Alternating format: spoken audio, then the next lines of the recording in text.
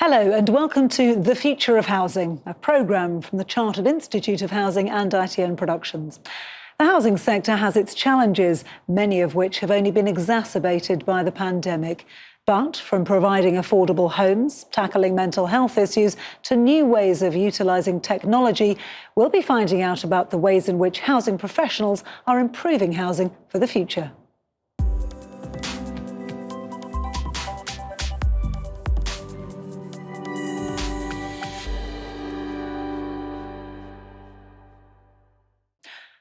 There's no doubt that the coronavirus has been at the forefront of the housing issues this year. So what does this mean for the future of housing? Joining me now is the Chartered Institute of Housing's Chief Executive, Gavin Smart. So 2020 must have been the most challenging year the sector has seen so far. What sort of challenges have you been facing?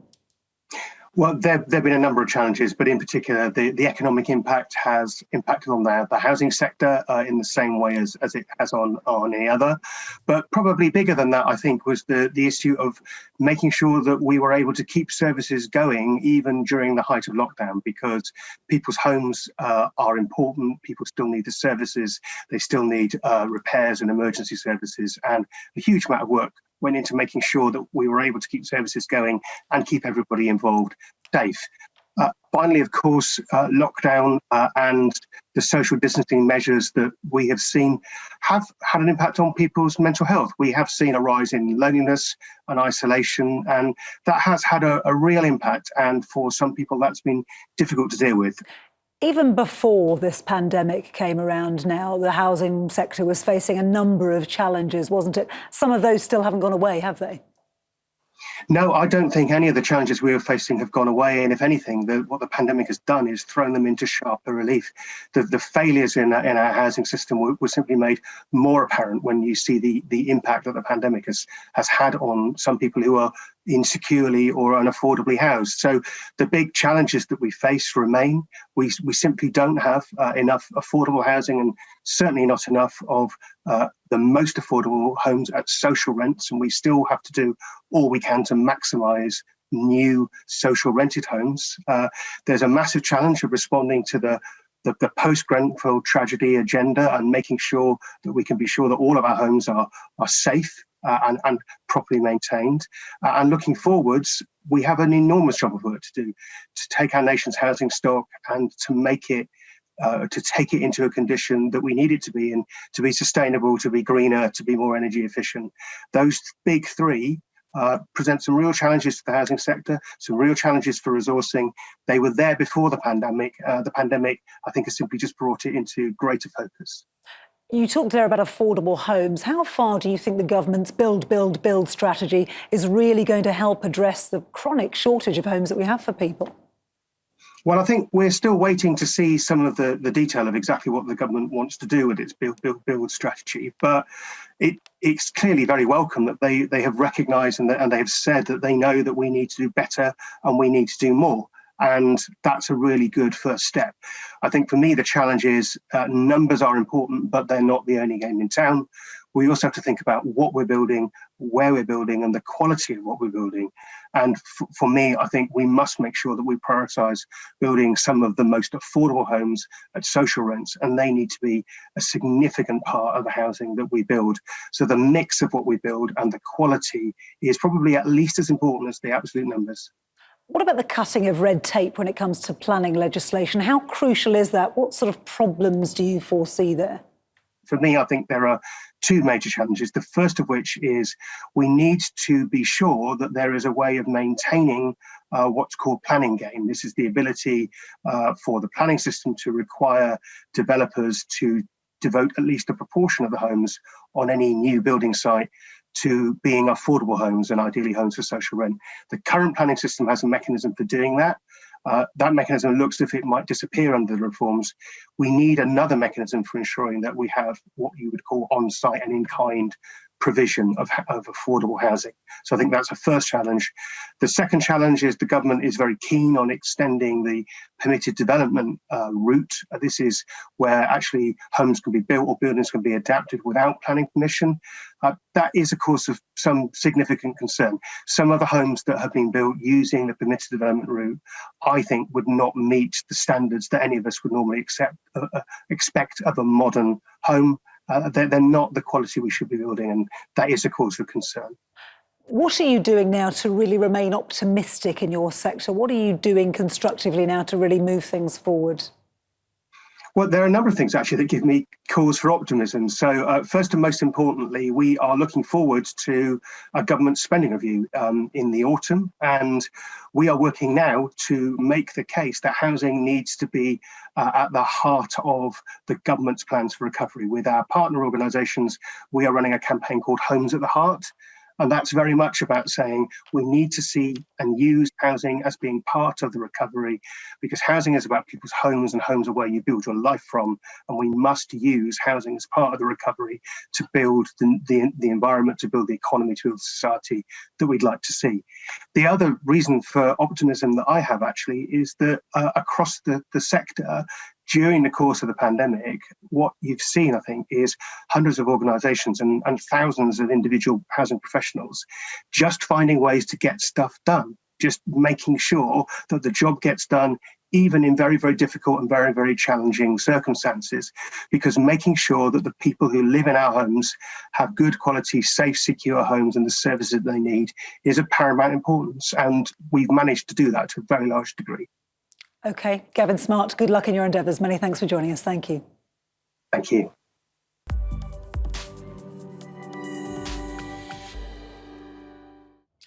In amongst all of the hardships of the coronavirus pandemic, there have been lessons learned about how to readjust and plan for the future. BPHA, a 19,000-home regional housing association, is working to keep both its residents and staff safe and connected during 2020.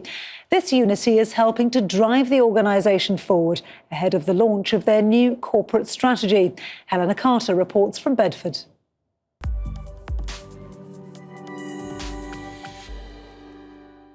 BPHA's team are driven by the desire to support their community, putting their residents first and helping them through the toughest of challenges. The association's partnerships with more than 30 organisations play a key role in this, a role that has proved imperative during the pandemic. Working together in partnerships is vital, particularly at the moment when resources are so scarce and our communities and residents are facing challenges that perhaps they haven't ever faced before. So by coming together to work with our partners, we can support our residents and make more of an impact. Such partnerships include collaboration with the local council and their public health team. During COVID, we've had to come together even closer. Housing associations often house some of the most vulnerable people, some of the harder to reach communities. And so it's been essential, particularly where we've had large numbers of people shielding, that we work together with BPHA to make sure that those people are as well looked after as they can be during this incredibly difficult period. Thank you very much, very generous. Hope you're keeping well. Jim knows just what a difference working together makes. He's part of the community development team and each month collects food parcels from BPHA staff across the county, gathering together donations to help those facing tough circumstances. So many people are struggling at the moment and I'm fortunate enough that I'm not, so I just want to do a bit to help out. It's really good to come and help out and also to catch up with the team as well, to see some people from the office, because we've been working remotely so long now, you don't get to see the faces. So it's really good to get out and see people. The food parcels are then brought to this food bank here. Well, they'll be distributed to any of BPHA's 19,000 residents in need of some extra support. We've obviously got a lot of vulnerable people, a lot of people going through isolation, not being able to go out and get their shopping. It's incredibly important that we support them in those times because they are some of society's most vulnerable people. It's fantastic. Quite proud actually of the team we're putting together to do this, and it's a really good feeling that you get from helping people. Yeah, I love it. It's just really great that when we've got a good working relationship with a housing association and that we can depend upon each other in times of crisis. At BPHA, it's also about providing support for colleagues. And why was it so important to you to become a mental health first aider? A lot of our staff have felt feelings of isolation with us working from home during the lockdown, and being available to talk to the staff and talk them through and direct them to the places they need to go, and just letting them know we're here if you just need to talk. I feel blessed that people feel okay to come and tell me when they're having a tough time. I actually feel it makes me feel honoured that people trust me enough to speak to me about their difficulties. In order to provide the best support, perspective is key. So we as an organisation want to move from thinking about our customers to thinking like our customers. How does it feel to be a customer of BPHA? What is your experience of BPHA? And it's really interesting how our members of staff have been able to think in a different way. Automatically, we give them an issue to look at and they change their personas completely. They become a customer, they think like the customer, and the outcome of that is creating new processes, new activities that will meet the needs of our customers. Initiatives established during the pandemic will be fundamental in shaping BPHA's corporate strategy in its fourth decade. If ever there was a role for housing associations, it's now, but I think you must have a forward-looking view. I think everybody needs to be thinking about what are the drivers going to be in the future. And I suppose I've got sort of three things which really come into my mind. One is this systems thinking, which is about getting efficiency in the way that we deliver our services. I think the second one is about the environment, because more and more we're going to have to make sure that our properties are environmentally friendly, that we are being very careful about energy consumption, that we're not getting people driving all over the country for sort of no reason at all. And then the final thing is just never ever lose sight of the fact that you're here for your customers. Here for their customers and for each other, now and in the future.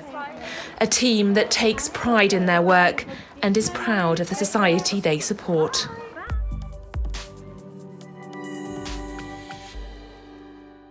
The impact of the social and economic divide has been even more prominent since the pandemic, which has affected people both physically and mentally.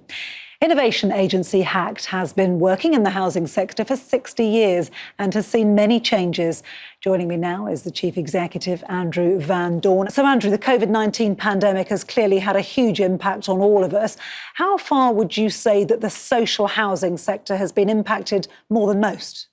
I think where the effect has been felt is actually in the communities and in the homes. We already know that people who live in social housing experience significant health inequalities, they experience quite a significant amount of poverty, and they've experienced quite a bit of stress over the last 10 years because of austerity. So as COVID hit, those communities were massively impacted. We've been tracking what social landlords have been doing over the last few months, and from March until June, we estimate that they've spent about £2.5 million in financial assistance directly to people and the organisations that support them. We also know they made about 1.5 million welfare calls. So COVID-19 has had a huge impact on them, and it's had a huge impact on the communities in which people live. So we've seen how the pandemic has impacted so many people physically, economically, but what about those who've been really severely impacted by mental health issues, for example, anxiety, worries? Mental health has been a key concern for all of us, even myself. Being in lockdown has not been necessarily a pleasant experience. We know that in social housing that over the last few years that people on the front line have been telling us that they're experiencing more people with mental ill health. And that's actually escalated because of the pandemic. We also know that a third of people who live in social homes actually do experience on an ongoing basis mental health problems. What we're seeing now as we come out of lockdown is an escalation of need. We're seeing reports from the NHS that the numbers of people, particularly those with severe and enduring mental ill health, are presenting to the NHS needing support. And for me, this points to the importance of relationships and partnerships between housing and the NHS to deliver good services around mental health. It's HACT's 60th birthday this year. How far has social housing and the role of social housing changed during that 6 decades? It's changed hugely. When HACT was set up 60 years ago, and we were set up to create housing associations, there were very few housing associations around, and now they are the main providers of social homes in the country. But I think the reasons why social housing was set up hasn't changed. Actually, the concern that people have about good homes, good communities, and the support that's around people to live successful lives is still there and is still with us. But actually, social landlords themselves are entirely different. They're much larger. They're investing huge amounts in their communities, and actually, the work that they do is vast beyond just the delivery of a good home.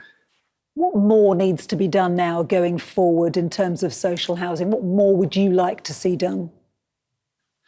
So HACT exists to help support and drive the social purpose of social landlords. And I think that the social purpose is very much at the core of our sector.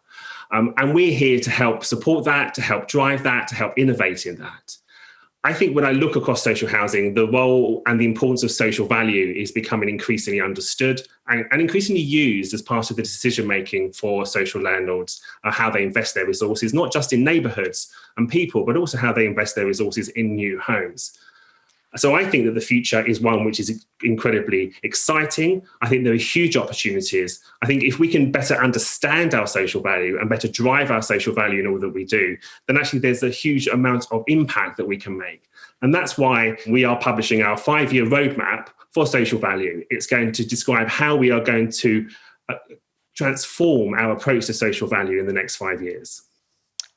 Andrew Van Dorn, many thanks for joining us, and happy birthday celebrations for HACT for 60 years. Well done.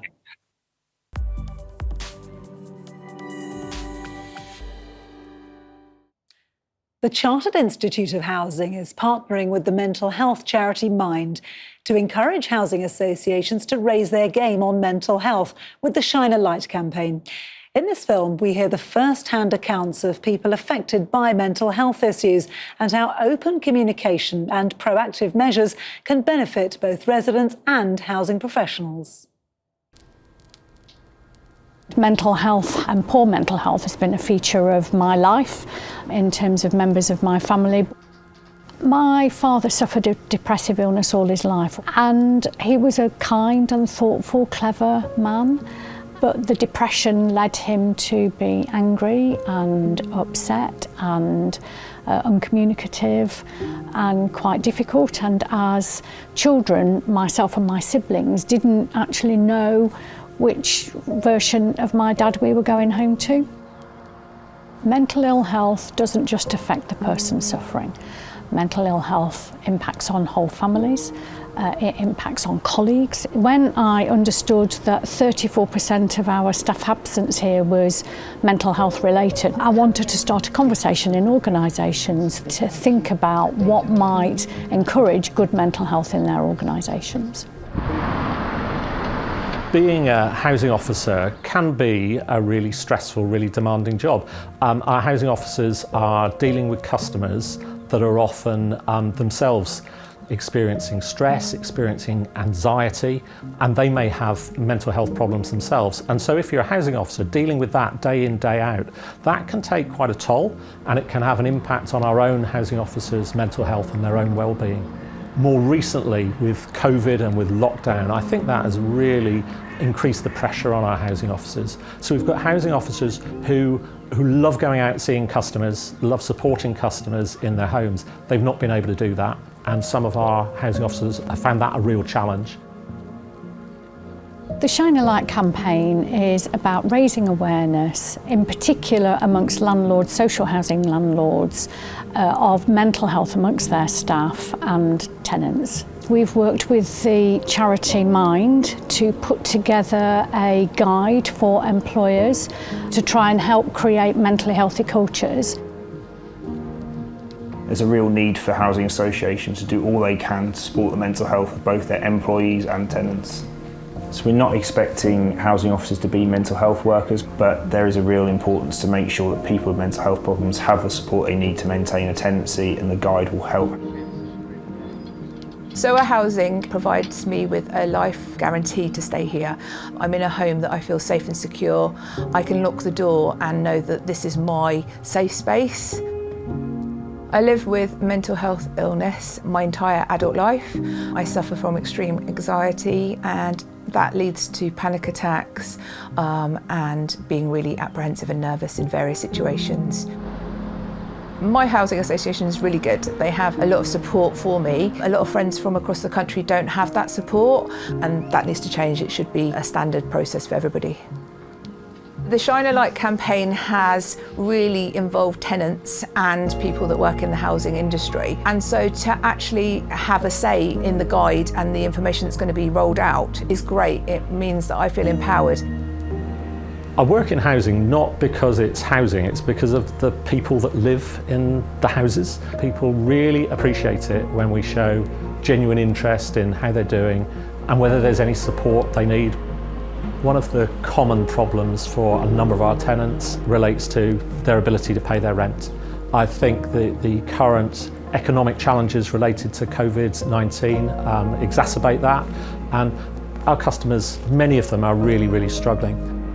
We've reworded our rent arrears letters here, and rather than say, if you don't pay your rent, there'll be serious consequences, we say, we'd really like to understand what is stopping you from paying your rent. Please contact us because we'd like to help you pay your rent. We're a housing association, we want to house people, we don't actually want to evict people. And turning that communication round is a very simple thing that organisations can do. I think the key to dealing with rent arrears or just the economic challenges that our customers are facing is the importance of being proactive, having those conversations about rent before it turns into a rent arrears situation, so our customers feel supported, they feel signposted, they know what to do rather than they get into difficulty, and then we're simply reacting, and it makes it harder for all of us. I think creating a partnership between individuals and their organisations that helps them all support good mental health is absolutely the way businesses should be working now. I do think communication is key to all of this, and that's two-way communication. It's not just what we say to our customers, but it's how we listen to them as well. And that's a couple of the big parts of the Shine a Light campaign. The commitments in there are really focusing on that, and I couldn't emphasise more how important getting that communication is to making a difference to our customers. I don't want to just be a number or a customer, I want to be somebody that has a relationship, and I'm very lucky I have a really good relationship with my housing association, but that's not standard across the whole of the UK, and it should be. So this Shine a Light project actually does look at, it shines a light on the issue and is helping to resolve it. The issues surrounding my father's mental health were quite complex. Had there been proper mental health support and the ability to talk about it then, I think things might have been different.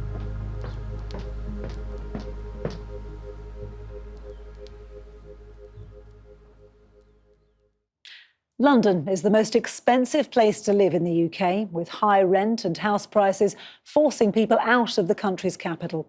Nick Thatcher went to Old Street, where Red Loft Partnership's dedication to tackling the housing crisis has led to developing affordable flats in the city's Zone 1.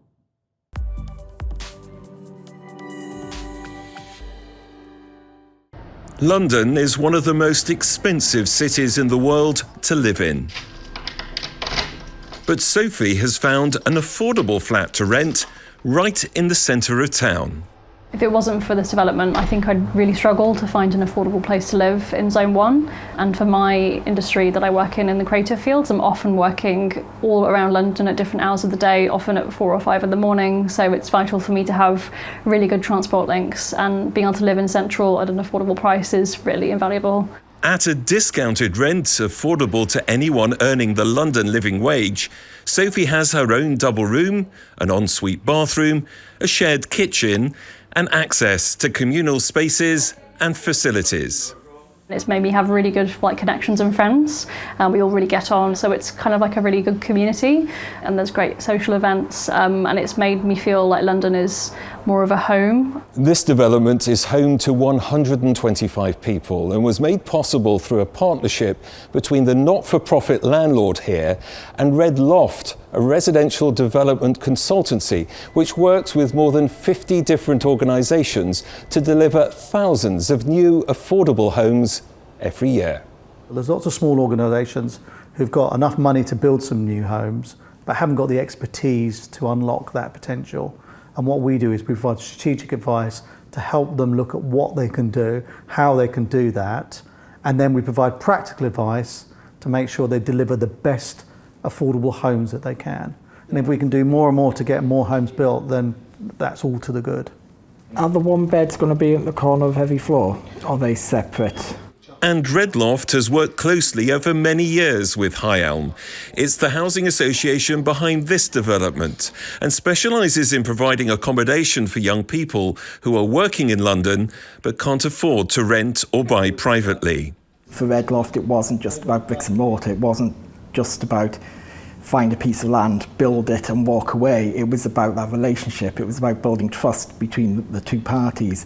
And Redloft very early on bought into High Elm, bought into what we're about, onto our ethos, why we exist. And I think that shows through in the developments they've made with us. You know what? I remember why you moved in here. Ashley and Casey Marie are former High Elm residents who've only just moved out. They're both key workers with jobs in education, and the savings they've made on rent from living here means they can take their first step together on the property ladder. Initially, when I first moved here, I didn't save as much, but I enjoyed perhaps the extra money, the disposable income that I had, rather than it all going on to rent. But then as I began to get a bit older and more serious, and I met this beautiful woman and started thinking about the future a little bit more, it enabled me to save a lot of money. And in a short period of time, to which now being lucky enough to get a foot on the property ladder, or at least make steps towards it. So yeah, it's reasonably priced, so that means that I can still, pay my rent, live comfortably and enjoy my life and what the, city has to offer. So yeah, it was definitely a stepping stone for us. London is predicted to have more people in rental accommodation than home ownership by 2025. Innovative solutions will be needed to meet that demand. And Redloft is committed to support the building of more affordable homes.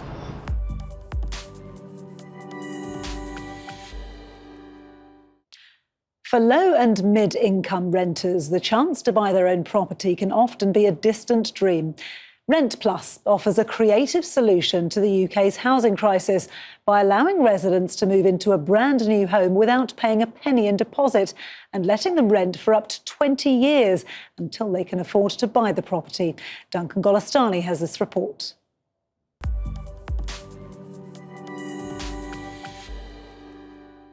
Enjoying the home she will one day own, Nicole Richards never thought this moment would come.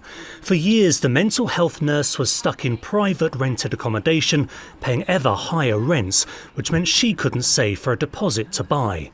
It's quite stressful because obviously renting does come with all the extra hidden costs and expenses, whereas buying your house, you can make it your own. So it was really stressful thinking I'm never going to get the opportunity to do this. But the opportunity did come through Rent Plus, an award-winning scheme which allows residents to move into a brand new property without any deposit. They pay affordable rents for 5 to 20 years while saving for a deposit to buy their home. And when they're ready to buy, Rent Plus gives them 10% of the value of their home. I looked at shared to buy ownerships because my brother's got one, but it's that initial saving to get the deposit, whereas with the Rent Plus you didn't need a deposit, so that's what really helped me. It did sound too good to be true, so I looked into it because I've never heard of it before, and it was quite an easy process. Filled out the application form, got interviewed, and I can't believe that I've actually managed to save as much as what I have done in the year and a half that I've been here. Definitely see the end goal in 5 years' time as well. The huge challenge for anyone wanting to buy their own home is having the deposit. To get the 10% you need for the average UK property, a buyer needs more than £23,000. And saving that is even harder when you think wages have struggled to keep up with rising private rents. The majority of Rent Plus applicants are key and essential workers, most trapped in private rented accommodation. While their careers mean they'll one day be able to pay a mortgage, saving a deposit is a struggle. The 10% gifted deposit and the 5 years of paying affordable rent allows residents to save, which makes Rent Plus an attractive option for low and middle income earners. These are people that give us a sense of place in our community. So there are our nurses, our police officers, our fire service personnel, Ministry of Defence personnel, and of course more latterly our lower sort of earning retail workers that have found the COVID situation really difficult. So these are the groups of people that provide valuable services to our local communities. Rent Plus started in the southwest and now provides homes across 10 counties. It works in partnership with local councils and housing associations. They benefit because when a renter becomes a buyer, Rent Plus can replenish their housing stock with a new home locally. Rent Plus is solving the housing crisis, or providing a role within solving the housing crisis, in recognising that there are multiple needs across communities. So historically, the housing agenda has meant that people are generally put into boxes. You're either a renter or you're a homeowner. And Rent Plus is a transitional product. It moves people from rent into home ownership. In that way, Rent Plus can help councils and allow housing associations to diversify their portfolios, which creates additional income for them to reinvest in communities. Greatswell Homes have 60 properties in the Rent Plus scheme, with another 32 delivering over the next year. For them, it means being able to offer a range of tenures and keep people in the communities they grew up in.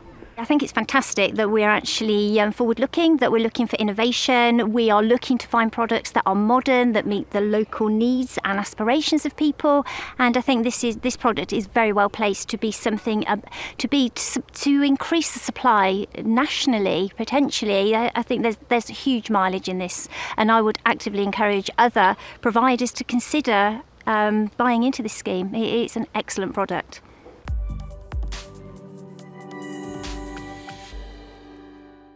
Now more than ever, digital technology is playing a vital role in the way we work.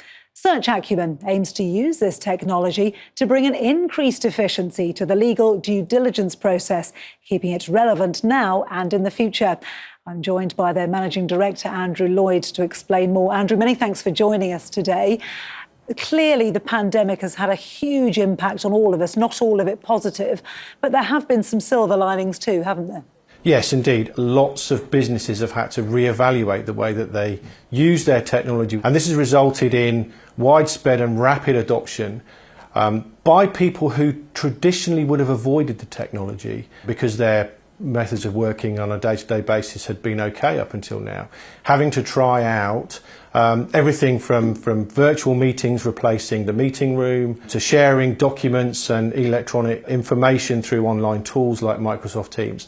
And this has meant that there's been a very rapid change in the way that people view the use of technology in their business. And what they're realising through that forced change is that this is a lot easier and a lot more flexible for much of their workforce and for much of their business than perhaps they had previously believed. How long overdue do you think some of these tech changes were in the housing industry? I think the housing industry is interesting because we as an industry have not necessarily adopted a lot of these changes because we haven't needed to. The pressure hasn't been there from inside the industry. We've been able to buy and sell 1 million homes a year for the last 25 years using the processes that are already in place.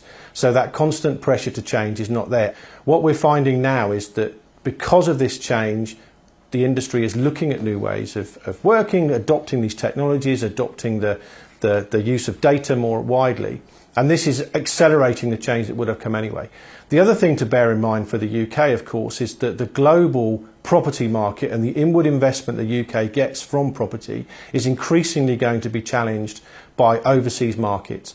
There'll be big opportunities as property markets grow in China, in Brazil, in the Far East, which means that the investment that would have come into the city and other areas of the UK will more and more be attracted to more efficient and more stable electronically driven markets in other countries. So now more than ever, it's important for the UK to start to think about adopting these transactions, using the data and thinking about the way that they're going to manage property information and property transactions in the future to keep up globally. And tell us about the role that Search Acumen is playing in this huge digital shift.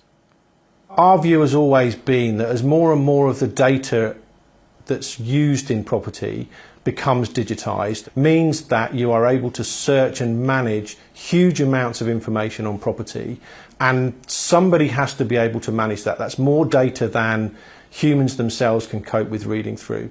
So you have to put in place searching technologies and algorithms that are going to find the information and data that you want on a particular property. We've been creating over the past few years a series of tools that will allow the legal profession, essentially in the first instance, but it will go wider than that, to be able to search on both aerial and individual property basis to pull up lots of information about property that allows the due diligence to be done on an instance basis. And we've launched products like our data snapshot report and our commercial real estate foresight platform that allow lawyers to get used to using this data on a day-to-day basis. As more and more of this data becomes trusted, then eventually the old way of doing things will be removed, and we'll be purely able to have an app on your phone essentially that you can stand in front of any property in the UK and know exactly what you need to know about that property in order to buy or sell that home. Andrew Lloyd, many thanks for joining us. Thank you. That's great. Thanks for having me.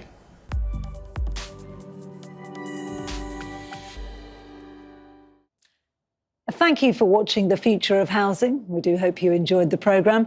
All of our interviews and reports are available on the Chartered Institute of Housing's website. The details are on the screen now. From me and all the team here, thanks very much for watching. Goodbye.